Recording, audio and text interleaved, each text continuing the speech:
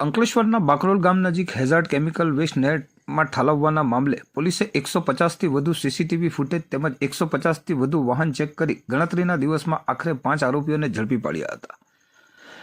અંકલેશ્વરના બાકરોલ ગામ નજીક ગત તારીખ 14 ફેબ્રુઆરીએ હેઝાર્ડ કેમિકલ વેસ્ટને ઉકાઈ યોજનાની નહેરમાં ઠાલવી દેવાયો હતો. કેમિકલ એટલું તીવ્ર હતું કે પાણીમાં તરતી માછલીઓ તરફડીને મરવા લાગી હતી, જ્યારે નહેરના પાણીનો રંગ પણ બદલાઈ ગયો હતો. ગંભીર બનાવ અંગે ઉકાઈ જમણાકાંઠા નહેર વિભાગના નાયબ કાર્યપાલ ઇજનેર શિલ્પા ભાલાણીએ પાનોલી પોલીસ મથકે અજાણ્યા ઇસમો સામે પોલીસ ફરિયાદ નોંધાવી હતી, ત્યારે ક્રાઇમ બ્રાન્ચે પોલીસ તપાસનો ધમધમાટ શરૂ કર્યો હતો. પોલીસે સૌપ્રથમ અંકલેશ્વરથી સુરત વચ્ચેના માર્ગ પર રહેલ 150થી વધુ સીસીટીવી ફૂટેજ ચકાસ્યા હતા, જેમાં એક સંદિગ્ધ આઈસર ટેમ્પો નજરે પડ્યો હતો. જોકે ટેમ્પો મળ્યો પણ નંબર ન જણાતા પોલીસ માટે પડકાર ઊભો થયો હતો. પોલીસને નંબર ન મળતા ડેડ એન્ડ માનવાને બદલે આઈસર ટેમ્પો શોધવા 150થી વધુ વાહનો ચકાસી નાખ્યા હતા, તેમજ ભંગાર માર્કેટમાં ભંગારિયાઓ, કામદારો તેમજ ટ્રક ચાલક સહિત અનેક લોકોની ઉલટ તપાસ કરતા અંતે પોલીસને સફળતા હાથ લાગી હતી અને આઈસર ટેમ્પો ચાલક મોહમ્મદ સમીઉદ્દીન મોહમ્મદ અકીલુદ્દીન શેખને શોધ કરી તેની પૂછપરછ કરતા વચેટિયા લુકમાન અબ્દુલ્લા ઇદ્રીસનું નામ સામે આવતા પોલીસની એક ટીમે તેને પણ ઉઠાવી લીધો હતો. જે બાદ બંનેનું ઇન્સ્ટ્રોગેશન શરૂ કરતા લુકમાને અબ્દુલ વહાબનું નામ આપ્યું હતું. તેના કહેવાથી તેણે અંકલેશ્વર જીઆઈડીસીમાં ફાજા ચોકડી નજીક પ્લોટ નંબર 4616 પર આવેલ ક્યુવી લેબ પ્રાઇવેટ લિમિટેડમાંથી રાસાયણિક પાણી ભરેલા 25 લીટરના 200 ડ્રમ કંપનીમાંથી આઈસરમાં ભરી લાવ્યો હતો અને ડ્રમ બાકરોલ નજીક રાત્રિના અંધારામાં કેનાલમાં ખાલી કરી દીધા હતા.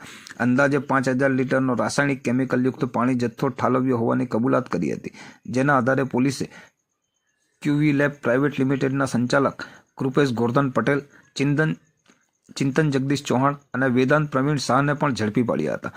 કંપની પાસેથી રાસાયણિક પાણીનો નિકાલ કરવાનો કોન્ટ્રાક્ટ કરનાર અબ્દુલ વહાબને વોન્ટેડ જાહેર કરી તેની ધરપકડના ચક્રો ગતિમાન કર્યા હતા. આ મામલામાં પોલીસે અપરાધ માનવવધનો ગુનો પણ દાખલ કર્યો છે.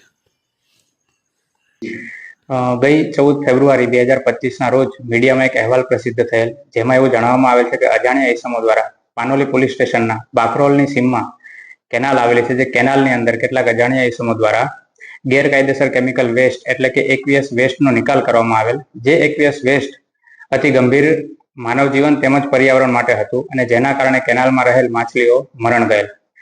આ બનાવની ગંભીરતા સમજી રેન્જ આઈજી શ્રી સંદીપસિંહ સાહેબ તેમજ ભરૂચ એસપી શ્રી મયુર ચાવડા સાહેબ દ્વારા સ્પષ્ટ સૂચનાઓ આપવામાં આવેલ કે આ પ્રકારના આરોપીઓને તાત્કાલિક પકડવામાં આવે, જેના આધારે એલસીબી પીઆઈ એમપી વાળા દ્વારા ગુના સ્થળની તરત જ વિઝિટ કરવામાં આવી અને તેના દ્વારા જુદી જુદી 4 ટીમો બનાવવામાં આવેલ. આ 4 ટીમો દ્વારા ખૂબ જ વ્યવસ્થિત કામગીરી કરવામાં આવેલ છે, જેમાં 100થી વધારે સીસીટીવી ફૂટેજ ચેક કરેલ છે, 80થી વધારે શંકાસ્પદ વાહનો ચેક કરવામાં આવેલ છે.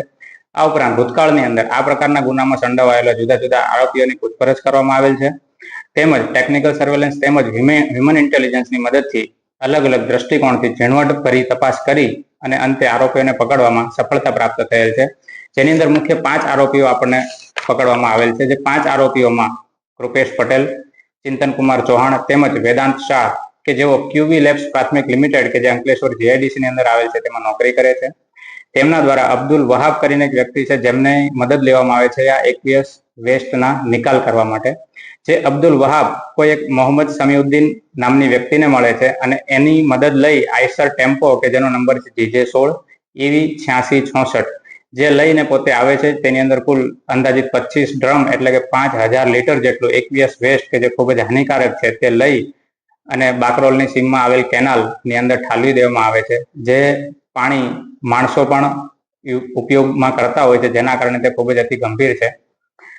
આ દ્વારા જે ખાલી ડ્રમ છે તેને લુકમાન અબ્દુલ્લા ઇદ્રીસ નામના વ્યક્તિ દ્વારા તેના ગોડાઉન પર સંતાડી દેવામાં આવે છે. આ વાતની તે કબૂલાત કરતા પોલીસ દ્વારા તેની અટકાયત કરવામાં આવેલ છે અને ઉપરાંત કોર્ટમાં રજૂ કરતા તેમની પાસે તેમના 3 દિવસના રિમાન્ડ પણ મેળવવામાં આવેલ છે અને આ રિમાન્ડ દરમિયાન તેમની ખૂબ જ સઘન પૂછપરછ કરવામાં આવશે.